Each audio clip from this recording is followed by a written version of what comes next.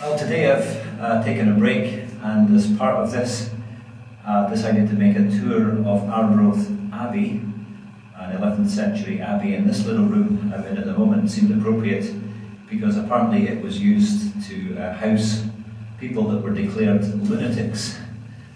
So that seems kind of appropriate given the trip I'm on. At least I was sensible enough to not head to sea today. It doesn't look great out there, but hopefully get progress again for tomorrow.